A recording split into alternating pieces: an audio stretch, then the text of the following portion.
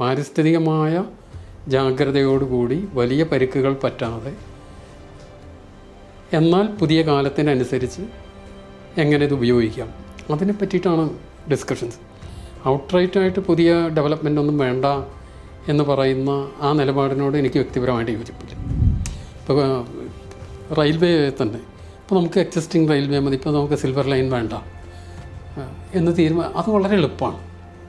നമുക്ക് കൂടുതൽ വേഗതയുള്ള റെയിൽവേയുടെ ആവശ്യമില്ല. അത് അങ്ങനെ നമ്മളൊരു തീരുമാനം എടുക്കുന്നത് വലിയൊരു മണ്ടത്തരായിരിക്കും. ഈ പാരിസ്ഥിതികമായ കാര്യങ്ങളെ പരിഗണിക്കേണ്ടതില്ല, അല്ലെങ്കിൽ മരങ്ങളൊക്കെ മുറിക്കാം, എന്ത് വേണമെങ്കിൽ ചെയ്യാം എന്നുള്ള അത്തരം ചിന്തകൾ മഹാബുദ്ധമായിട്ടുള്ള ചിന്തകൾ. എന്താണെന്ന് വെച്ചാൽ അതിൻ്റെ ഫലം ഇപ്പോൾ നമ്മൾ തുടങ്ങി. നമ്മുടെ നാട്ടിലേക്ക് വരെ അതിൻ്റെ എഫക്റ്റ് എത്തിയിട്ടുണ്ട്. പ്ലാനിങ് കമ്മീഷനെ വേണ്ടാന്ന് തീരുമാനിക്കുന്ന ആളുകൾക്ക് എന്ത് ഇൻ്റഗ്രേറ്റഡ് പ്ലാനിങ്. ഏറ്റവും മിനിമം പാരിസ്ഥിതികമായ പ്രശ്നങ്ങൾ ഉണ്ടാക്കുന്നതാണ് റെയിൽ.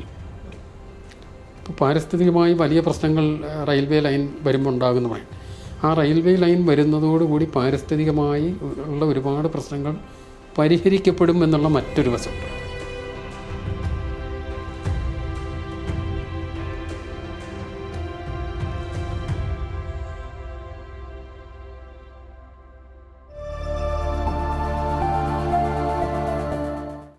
നമ്മൾ പ്രത്യേകിച്ചും ഗ്രാമപ്രദേശങ്ങളിലൊക്കെ ചെല്ലുമ്പോഴേ മറ്റ് ഗ്രാമങ്ങളിൽ നിന്ന് കേരളത്തിലെ ഗ്രാമം തമ്മിൽ ഒരുപാട് വ്യത്യാസമുണ്ട്. ഒരു തമിഴ്നാട് ഗ്രാമം എന്ന് പറഞ്ഞാൽ, തമിഴ്നാട് ഗ്രാമമല്ല, ഇന്ത്യയിലെ തന്നെ പല ഇടങ്ങളിൽ കുറേ വീടുകൾ അടുപ്പിച്ചും ഒരുപാട് തുറസായ കൃഷി സ്ഥലങ്ങൾ ചുറ്റും. നമുക്കങ്ങനെയല്ല. ഒരു വീട്, കുറച്ച് പറമ്പ്. അപ്പോൾ നമ്മുടെ വീടുകളൊക്കെ ഇങ്ങനെ പരന്ന് കിടക്കും, ഒഴിഞ്ഞ സ്ഥലങ്ങളില്ല. അതാണ് പ്രധാനപ്പെട്ട ഒരു കാര്യം. പിന്നെ ഈ വീടുകളിലെ ആളുകൾ അക്വയർ ചെയ്യുന്നതിലൊക്കെ ഭയപ്പെടുന്നതിൽ കുറേ കൂടെ എക്സ്പെൻസീവാണ് ഇവിടുത്തെ വീടുകൾ. നല്ല കൺസ്ട്രക്ഷൻസ് ഉള്ളത്. മറ്റിടത്തിപ്പോൾ വീടെടുത്ത് പോയാലും അവർക്ക് വലിയ പ്രശ്നം വരുന്നില്ല. ഇത് ഇത്തരം കാര്യങ്ങൾ വരുന്നുണ്ട്. അപ്പോൾ അതൊക്കെ ഒരു ഘടകമാകാം. പിന്നെ എൻവയൺമെൻ്റലായിട്ട് പറയുന്ന കാര്യങ്ങളുണ്ടല്ലോ, അതിന് 2-3 വശങ്ങൾ. ചിലത് എക്സാജറേറ്റഡാണ്. ചില കാര്യങ്ങൾ അതിൻ്റെ യഥാർത്ഥത്തിലുള്ളതിനേക്കാൾ ഒരുപാട് പൊലിപ്പിച്ച് പറയുന്നുണ്ട്. അപ്പോൾ നമ്മൾ ഈ ഗെയിൽ പൈപ്പ് ലൈൻ പ്രൊജക്റ്റ് വരുമ്പോൾ അതിനെതിരെ വ്യാപകമായിട്ട് സമരം ഉണ്ടായിരുന്നു. വലിയ തോതിൽ അത് വലിയ അപകടമാണ് എന്നുള്ള രീതിയിൽ പ്രചരിപ്പിക്കും. അതിൻ്റെ പരിസര പ്രദേശത്ത് ജീവിക്കുന്ന ആളുകളെല്ലാം വല്ലാതെ ഭയപ്പെടുത്തുന്ന രീതിയിലുള്ള ഒരു പ്രൊപ്പഗാൻഡ ഉണ്ടായിരുന്നു. പക്ഷേ നമുക്കതിൻ്റെ ഒരു റിയാലിറ്റി എന്താണെന്നറിയാം. ഈ പറഞ്ഞതിൽ വലിയ യാഥാർത്ഥ്യങ്ങളൊന്നുമില്ല. പക്ഷേ ഇത്തരത്തിലുള്ള പൈപ്പ് ലൈൻ എവിടെയെങ്കിലും ലോകത്തിൽ പൊട്ടിയിട്ടില്ലാതിരിക്കില്ല. അത് എല്ലാ കാര്യത്തിലും എന്തെങ്കിലുമൊക്കെ അപകടങ്ങൾ സംഭവിച്ചിട്ടുണ്ടാവും. ഇപ്പോൾ വിമാനങ്ങളിൽ ഇപ്പോൾ 1,00,000 ഫ്ലൈറ്റിൽ 2-3 ആക്സിഡൻറ്റ് പറ്റുന്നുണ്ടെന്ന് പറഞ്ഞ പോലെ വളരെ ചെറിയ തോതിലുള്ള റിസ്ക് അതിൽ ഉണ്ടാകുന്നുള്ളൂ. അതുപോലും അത്ര ഡാമേജിങ് അല്ല. പക്ഷേ അതിനെതിരെ വന്ന പ്രൊപ്പഗാൻഡ അതിഭീകരമായിരുന്നു. അല്ലേ? നമ്മുടെ പാരിസ്ഥിതികമായ ജാഗ്രതയോടുകൂടി വലിയ പരിക്കുകൾ പറ്റാതെ എന്നാൽ പുതിയ കാലത്തിനനുസരിച്ച് എങ്ങനെ ഇത് ഉപയോഗിക്കാം അതിനെ പറ്റിയിട്ടാണ് ഡിസ്കഷൻസ്. ഔട്ട്റൈറ്റായിട്ട് പുതിയ ഡെവലപ്മെൻ്റ് ഒന്നും വേണ്ട എന്ന് പറയുന്ന ആ നിലപാടിനോട് എനിക്ക് വ്യക്തിപരമായിട്ട് യോജിപ്പില്ല. അതേപോലെ ഡെവലപ്മെൻറ്റിന് വേണ്ടിയിട്ട് എൻവയറമെൻ്റലായിട്ടുള്ള ഇഷ്യൂസിനെ ഒന്നും നമുക്ക് പരിഗണിക്കേണ്ട എന്ന് പറയുന്നതിനോടും യോജിപ്പില്ല. ഇതിൻ്റെ ഒരു നല്ല തരത്തിലുള്ളൊരു ബാലൻസ് അതെങ്ങനെയാണ്? അത് മിക്കവാറും ഓരോ പ്രൊജക്റ്റിനെയും അതിൻ്റെ ഓരോ പോയിൻ്റ് വെച്ച് അനലൈസ് ചെയ്തിട്ട് തീരുമാനിക്കും. ജനറലായിട്ടുള്ള പറ്റില്ല. എന്ന് വെച്ചാൽ ഒരു പർട്ടിക്കുലർ സ്ഥലത്ത് എടുക്കുന്ന ഒരു തീരുമാനം മറ്റൊരു സ്ഥലത്ത് ഇത് ആപ്ലിക്കബിൾ ആവില്ല. ചില സ്ഥലത്ത് ആപ്ലിക്കബിൾ ആവും, ചില സ്ഥലത്ത് ആപ്ലിക്കബിൾ ആവില്ല. അപ്പോൾ അതിനെ തിരിച്ചറിയാനുള്ളത് ശരിക്കും വേണ്ടത് ഈ പരിസ്ഥിതിയായിട്ട് ബന്ധപ്പെട്ട് പ്രവർത്തിക്കുന്ന ആളുകളും ഡെവലപ്മെൻറ്റായിട്ട് ബന്ധപ്പെട്ട് പ്രവർത്തിക്കുന്ന ആളുകൾ പരസ്പര വിശ്വാസത്തോടു കൂടി സംസാരിച്ച് ഓരോ പുതിയ പ്രൊജക്റ്റിൻ്റെയും കൃത്യമായിട്ടുള്ള ഒരു അത് നമുക്ക് ആവശ്യമാണോ, എന്ത് നമുക്ക് വേണ്ട എന്ന് എളുപ്പത്തിൽ തീരുമാനിക്കും. ഇപ്പോൾ റെയിൽവേ തന്നെ ഇപ്പോൾ നമുക്ക് എക്സിസ്റ്റിംഗ് റെയിൽവേ മതി, ഇപ്പോൾ നമുക്ക് സിൽവർ ലൈൻ വേണ്ട എന്ന് അത് വളരെ എളുപ്പമാണ്. നമുക്ക് കൂടുതൽ വേഗതയുള്ള റെയിൽവേയുടെ ആവശ്യമില്ല. അത് അങ്ങനെ നമ്മളൊരു തീരുമാനം എടുക്കുന്നത് വലിയൊരു മണ്ടത്തരായിരിക്കും. എന്താ കാര്യം എന്ന് വെച്ചാൽ നമ്മുടെ സൊസൈറ്റി, സമൂഹം ഡെവലപ്പ് ചെയ്തുകൊണ്ടിരിക്കുക. ഇന്നവിറ്റബിളാണ് ഡെവലപ്മെൻറ്റിൽ യാത്രകൾ. മലയാളിയുടെ യാത്ര വലിയ തോതിൽ മാറിയിട്ടുള്ളൊരു കാലമാണ്. മുൻകാലങ്ങളെപ്പോലെയല്ല. യാത്ര ചെയ്യുന്ന ശീലം മാറിയിരിക്കുന്നു. മുമ്പ് എന്തെങ്കിലും ജോലിക്ക് വേണ്ടി പോവുകയും തിരിച്ചു വരികയും ചെയ്യുമായിരുന്നെങ്കിൽ ഇന്ന് അങ്ങനെയല്ല. നമ്മുടെയൊക്കെ ജീവിതത്തിൽ യാത്ര അനിവാര്യമായിട്ടുള്ളൊരു കാര്യമായിട്ട് മാറും. അത് വളരെ പോസിറ്റീവായിട്ടുള്ള കാര്യമാണ്. നിങ്ങൾ വീട്ടിൽ തന്നെ അടച്ചിരിക്കുന്നതല്ല നല്ലത്, യാത്ര ചെയ്യുന്നത് തന്നെയാണ്. അപ്പോൾ അത്തരത്തിൽ സൊസൈറ്റി മാറുന്നു. ജോലിയുടെ സ്വഭാവങ്ങളിൽ മാറ്റം വരുന്നു. മുൻകാലങ്ങളെപ്പോലെ ഏതെങ്കിലും ഒരു ഓഫീസിൽ പോയി ക്ലറിക്കൽ ജോലി ചെയ്ത് വൈകുന്നേരം തിരിച്ചു വരുന്ന തരത്തിൽ ജോലിയുടെ കാര്യത്തിൽ മാറുന്നു. മനുഷ്യൻ്റെ ജീവിതത്തിൽ മാറ്റം വരുന്നു. അവൻ്റെ ആവശ്യങ്ങളിൽ മാറ്റം വരുന്നു. സ്വാഭാവികമായിട്ട് യാത്രയുടെ കാര്യത്തിൽ വലിയ തോതിൽ മാറ്റം വരും. ഒരുപാട് വ്യത്യാസങ്ങൾ വരും. അതിൽ ഏറ്റവും പ്രധാനം ഹ്യൂമൻ റേസിൻ്റെ ഡെവലപ്മെൻറ്റ് എടുത്ത് അനലൈസ് ചെയ്യുമ്പോൾ ഏറ്റവും അധികം മാറ്റം വരുന്ന യാത്രയുടെ വേഗതയിൽ. ഓരോ ഘട്ടത്തിൽ കൂടുതൽ വേഗതയിലേക്ക്, കൂടുതൽ സൗകര്യങ്ങളിലേക്ക് തന്നെയാണ്. അപ്പോൾ ഇത് അനിവാര്യമായിട്ടുള്ളൊരു മാറ്റമാണ്. ഇപ്പോൾ ഏതെങ്കിലും ഒരു ഭാഗം അതിന് തയ്യാറാവാതെ നിന്നാൽ അവരവിടെ നിൽക്കും, ലോകം മുന്നോട്ട് പോകും.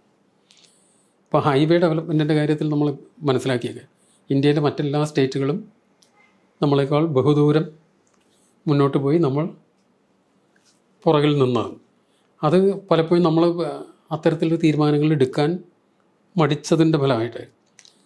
അപ്പോൾ അത് പരിഗണിച്ചുകൊണ്ട് വേണം നമ്മൾ കാര്യങ്ങൾ മുന്നോട്ട് കൊണ്ടുപോകാൻ. പക്ഷേ അതേസമയം തന്നെ പാരിസ്ഥിതികമായിട്ടുള്ള കാര്യങ്ങളോടുള്ള ജാഗ്രത വേണം. അതിനാണ് അത് കൃത്യമായിട്ട് ഓരോ പ്രൊജക്റ്റും അത്തരത്തിലുള്ളൊരു കാഴ്ചപ്പാടോട് കൂടി അനലൈസ് ചെയ്ത് അത് എങ്ങനെ മിനിമം ഡാമേജ്, അല്ലെങ്കിൽ എന്തെങ്കിലും ഒരു ഡാമേജ് വന്നാലും അതെങ്ങനെ മറ്റു തരത്തിൽ പരിഹരിക്കാം, അതിനുള്ള സാധ്യതകളുണ്ടല്ലോ. ഇപ്പോൾ ഈ എൻവയറമെൻ്റൽ സയൻസ് വലിയ തോതിൽ ഡെവലപ്പ് ചെയ്യുന്നത് അതിലിപ്പോൾ ഇപ്പോഴത്തെ ലേറ്റസ്റ്റായിട്ട് വരുന്ന പല ഡെവലപ്മെൻറ്റ്സ് നിങ്ങൾ വായിച്ചാൽ മനസ്സിലാക്കാൻ പറ്റുന്നൊരു കാര്യം എന്താണെന്ന് വെച്ചാൽ, ഇപ്പം നിലനിൽക്കുന്ന പാരിസ്ഥിതികമായിട്ടുള്ള കാര്യങ്ങൾ അതുപോലെ നിലനിർത്തലല്ല, അതിൻ്റെ പല ആൾട്ടർനേറ്റീവ്സും കണ്ടെത്തലുകൾ കൂടി ഇതിൻ്റെ അന്വേഷണങ്ങളിൽ വരുന്നുണ്ട്. അപ്പോൾ നമുക്ക് ഒരു ടണൽ നിർമ്മിക്കുന്നു, അല്ലെങ്കിൽ ഒരു പ്രത്യേകത ഒരു റോഡ് ഒരു സ്ഥലത്ത് പണിയണം, അല്ലെങ്കിൽ ഒരു റെയിൽവേ ലൈൻ പണിയണം. അപ്പോൾ അതുണ്ടാക്കുന്ന ഡാമേജിനെ എങ്ങനെ കോമ്പൻസേറ്റ് ചെയ്യാം, ഏത് തരത്തിൽ അത് കോമ്പൻസേറ്റ് ചെയ്യാം എന്നതിനെക്കുറിച്ചുള്ള അന്വേഷണങ്ങളും പഠനങ്ങളും ഉണ്ട്. പക്ഷേ അത്തരത്തിലുള്ള കാര്യങ്ങൾ ചെയ്യണം, അത് ചെയ്യാനും കൂടി ഒരു മനസ്സുണ്ടാകണം. അപ്പോൾ ഇത് രണ്ടും കോംപ്ലിമെൻ്ററി ആയിട്ട് പ്രവർത്തിക്കേണ്ട കാര്യങ്ങളാണ്. നിർഭാഗ്യവശാൽ ഇത് രണ്ടും പരസ്പരം ഏറ്റുമുട്ടുന്ന രണ്ട് കമ്പാർട്ട്മെൻ്റായിട്ട് പോലുമല്ല, കൊളിഷനാണ് സംഭവിക്കും. അപ്പോൾ അത് തെറ്റായിട്ടുള്ള സമയം. പിന്നെ ഈ പാരിസ്ഥിതികമായ കാര്യങ്ങളെ പരിഗണിക്കേണ്ടതില്ല, അല്ലെങ്കിൽ മരങ്ങളൊക്കെ മുറിക്കാം, എന്ത് വേണമെങ്കിൽ ചെയ്യാം എന്നുള്ള അത്തരം ചിന്തകൾ മഹാബുദ്ധമായിട്ടുള്ള ചിന്തകൾ. എന്താണെന്ന് വെച്ചാൽ അതിൻ്റെ ഫലം ഇപ്പോൾ നമ്മൾ തുടങ്ങി നമ്മുടെ നാട്ടിലേക്ക് വരെ അതിൻ്റെ എഫക്റ്റ് എത്തിയിട്ടുണ്ട്. അത് നമുക്കൊരിക്കലും തള്ളിക്കളയാൻ പറ്റുന്ന കാര്യങ്ങളല്ല. ഇപ്പം നമ്മൾ എന്താ പറയുന്ന ഗ്ലോബൽ വാർമിംഗ് ആയിട്ട് ബന്ധപ്പെടുന്ന കാര്യങ്ങളെപ്പറ്റി, അല്ലെങ്കിൽ പൊല്യൂഷൻ റിലേറ്റഡ് ആയിട്ട് ഉള്ള കാര്യങ്ങളെ പറ്റിയിട്ടൊക്കെ ഉള്ള ഡിസ്കഷൻസിൽ പലപ്പോഴും സമാധാനിക്കുന്ന ഇന്ത്യയുടെ എമിഷൻ റേറ്റ് കുറവാണ്. US അല്ലെങ്കിൽ UK അല്ലെങ്കിൽ അതുപോലെയുള്ള ഡെവലപ്ഡ് കൺട്രീസിനേക്കാൾ കുറവാണ്, അങ്ങനെയൊക്കെ നമ്മൾ സമാധാനിക്കുന്നുണ്ട്. അതുകൊണ്ട് പക്ഷെ അത്തരത്തിലുള്ള സമാധാനങ്ങളിൽ അർത്ഥമില്ല. നമ്മൾക്ക് ഒന്നാമതെന്താണെന്ന് വെച്ചാൽ ഇതിനെപ്പറ്റി കൃത്യമായിട്ടുള്ള പഠനങ്ങളും അന്വേഷണങ്ങളും അതനുസരിച്ചിട്ടുള്ള ഒരു ദീർഘവീക്ഷണത്തോടു കൂടിയുള്ള ഇൻ്റഗ്രേറ്റഡ് പ്ലാനിങ്. ഏതെങ്കിലും ഒരു വിഭാഗത്തിൻ്റെ മാത്രമായിട്ട് ഇതിനെ കാണാൻ പറ്റില്ല. ഒരു ഇൻ്റഗ്രേറ്റഡ് പ്ലാനിങ് പ്ലാനിങ് കമ്മീഷനെ വേണ്ടാന്ന് തീരുമാനിക്കുന്ന ആളുകൾക്ക് എന്ത് ഇൻ്റഗ്രേറ്റഡ് പ്ലാനിങ്? അതെ, അതാണ് പ്രധാനമായിട്ട് എനിക്ക് തോന്നി. പിന്നെ റെയിൽവേ സംബന്ധമായിട്ടുള്ള ഈ ഡെവലപ്മെൻറ്റ് വരുമ്പോൾ ഏറ്റവും മിനിമം പാരിസ്ഥിതികമായ പ്രശ്നങ്ങൾ ഉണ്ടാക്കുന്നതാണ് റെയിൽവേ. ഇപ്പോൾ പാരിസ്ഥിതികമായി വലിയ പ്രശ്നങ്ങൾ റെയിൽവേ ലൈൻ വരുമ്പോൾ ഉണ്ടാകുന്ന പറയും. ആ റെയിൽവേ ലൈൻ വരുന്നതോടുകൂടി പാരിസ്ഥിതികമായി ഉള്ള ഒരുപാട് പ്രശ്നങ്ങൾ പരിഹരിക്കപ്പെടും എന്നുള്ള മറ്റൊരു വശമുണ്ട്. ഇപ്പം റോഡ് ട്രാഫിക് എത്ര കണ്ട് ഡെവലപ്പ് ചെയ്താലും അതിലുള്ള പാരിസ്ഥിതികമായിട്ടുള്ള പ്രശ്നങ്ങൾ, എമിഷൻസ്, ഇപ്പോൾ ഇലക്ട്രിക് വെഹിക്കിൾസ് വരുന്നുണ്ട് ഇല്ല എന്നുള്ള തരത്തിലല്ല പറയുന്നത്. സ്റ്റിൽ അത് വളരെ ചെറിയൊരു പെർസെൻറ്റേജേ ആയിട്ടുള്ളൂ. എപ്പോഴും നമ്മൾ ഫോസിൽ ഫ്യൂവലിനെ തന്നെ ആയിരിക്കും കൂടുതൽ ഡിപ്പെൻഡ് ചെയ്യുന്നത്. അപ്പോൾ അതിലുണ്ടാകുന്ന വലിയ തോതിലുള്ള എമിഷൻസ് ഉണ്ട്, അതുണ്ടാക്കുന്ന ഡാമേജ് ഉണ്ട്. അത് നമ്മൾ പലപ്പോഴും ചിന്തിക്കുന്നു. ഇപ്പോൾ റെയിൽവേ ഇതിൽ വരുമ്പോൾ ആ ഡാമേജ് വളരെ കുറയുന്നുണ്ട്. ഇപ്പോൾ റെയിൽവേ രണ്ട് തരത്തിലാണ്. എന്താണെന്ന് വെച്ചാൽ ഉപയോഗിക്കുന്ന ഫ്യൂവൽ വളരെ കുറച്ചേ വേണ്ടൂ. രണ്ട്, വലിയ ഒരു ട്രാഫിക് അത് കൂടി മൂവ് ചെയ്യാൻ പറ്റും. ഞാൻ നേരത്തെ പറഞ്ഞില്ല 50 ട്രക്ക് 50 അല്ല 50 കൂടുതലുണ്ട്. 3500 ടൺ ഓയിൽ കൊണ്ടുപോകണം. അത്രയും ഓയിൽ കൊണ്ടുപോകണമെങ്കിൽ നമുക്കൊരു 75 ട്രക്കെങ്കിലും വേണ്ടി വരും. വലിയ ഈ 5-6 ചക്രമുള്ള ട്രക്ക് അത് അത്രയൊക്കെ ഓടിക്കുന്നുണ്ട്. അപ്പോൾ എത്ര ഫ്യൂവൽ അതിന് വേണ്ടി ഉപയോഗിക്കേണ്ടി വരും? അത് റീപ്ലേസ് ചെയ്യുന്നില്ലേ? അപ്പോൾ അത്തരത്തിലുള്ള കാര്യങ്ങൾ ഈ റെയിൽവേ ലൈനിനും ആ ഒരു അഡ്വാൻറ്റേജ് ഉണ്ട്. പിന്നെ കാറുകൾ ഉപയോഗിക്കുന്നത് കുറയും. കാറിൽ ഒരാൾ പോകാൻ കാർ ഉപയോഗിക്കുന്നു അല്ലേ? അല്ലെങ്കിൽ 2-3 പേർ, പരമാവധി 4 പേർ. മിക്കവാറും ഒരാളെ പോകുന്നുള്ളൂ. ഒന്നല്ലെങ്കിൽ 2 പേരാണ് പലപ്പോഴും പോകുന്നത്. അപ്പോൾ അതിന് ഉപയോഗിക്കുന്ന ഫ്യൂവൽ, അതിൻ്റെ എക്സ്പെൻസ്. ഇപ്പോൾ ട്രെയിനിൻ്റെ ഈ ഫ്യൂവൽ എക്സ്പെൻഡിച്ചർ ഇതായിട്ട് പറഞ്ഞാൽ അത് മനസ്സിലാവും. 1000 ലിറ്റർ ഇതിൻ്റെ മിനിമം റിസർവാണ് എൻജിൻ. ഡീസൽ എൻജിൻ ഓടിക്കുന്ന കാലത്തോട് ഇലക്ട്രിക് എൻജിൻ ഓടിക്കുമ്പോൾ ഇനിയും കുറയും. ഇപ്പോൾ ഡീസലിലാകുമ്പോൾ കമ്പയർ ചെയ്യാൻ എളുപ്പമാണ്. ഇപ്പോൾ ഈ 300 കിലോമീറ്റർ ഷൊർണൂരിൽ നിന്ന് ബാംഗ്ലൂരിലേക്ക് പോകുന്ന ഒരു എക്സ്പ്രസ് ട്രെയിന് കഷ്ടിച്ചൊരു 2000 ലിറ്റർ അടുത്തൊക്കെ ഫ്യൂവൽ ചിലവാകും.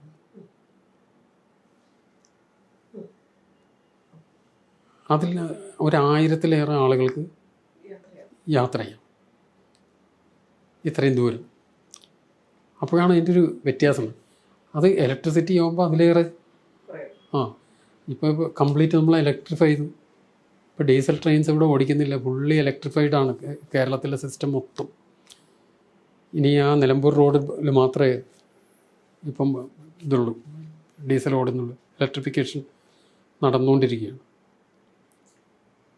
അതേപോലെ തന്നെ വേറെ പ്രധാനപ്പെട്ട ഒരു കാര്യം എന്താ വെച്ചാൽ, നമ്മൾ ഇപ്പോൾ പുതിയ ലൈനുകൾ പണിയുന്നതിനെ പറ്റി പറയുന്നുണ്ട്. പാലക്കാട് നിന്ന് പളനി വഴി പോകുന്ന ഒരു ലൈൻ നമ്മൾ കുറേ കാലം മുമ്പേ, അത്ര അധികം കാലമില്ല, ഒരു 5-8 കൊല്ലം മുമ്പേ ബ്രോഡ് ഗേജാക്കി. മീറ്റർ ഗേജായിരുന്നു.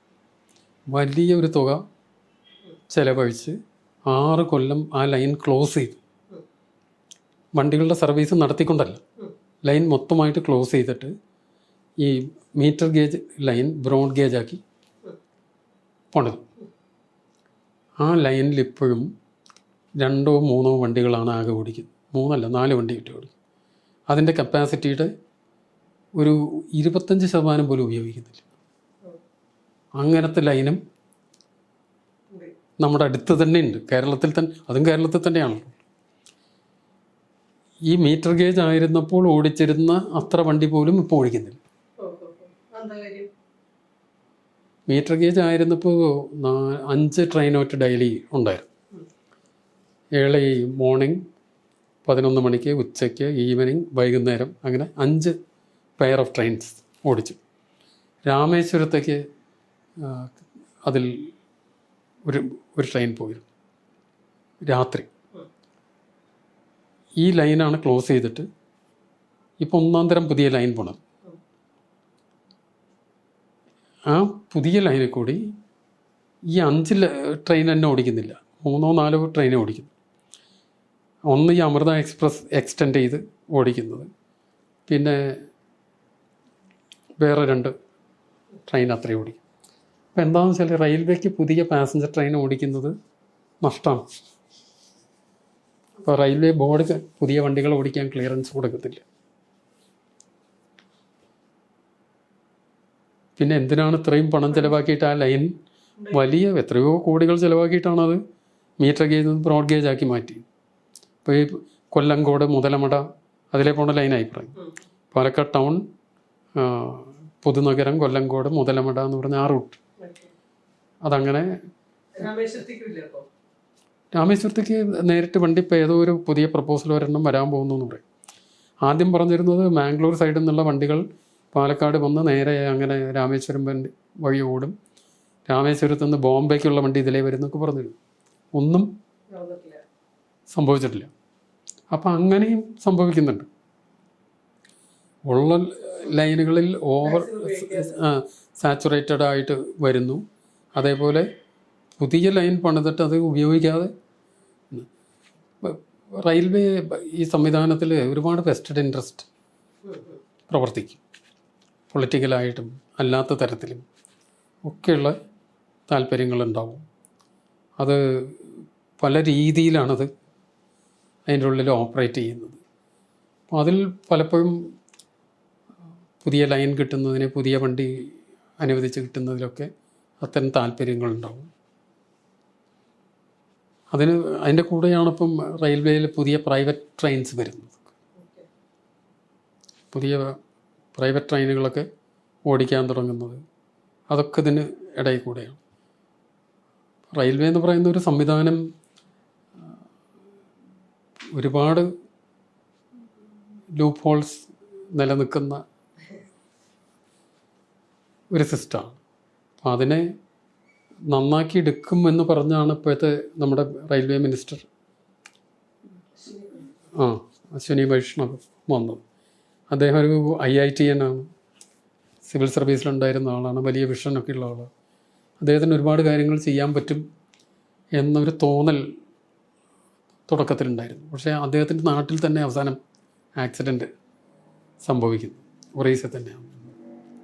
പറയാൻ പറ്റില്ല നമുക്ക് എന്താവും.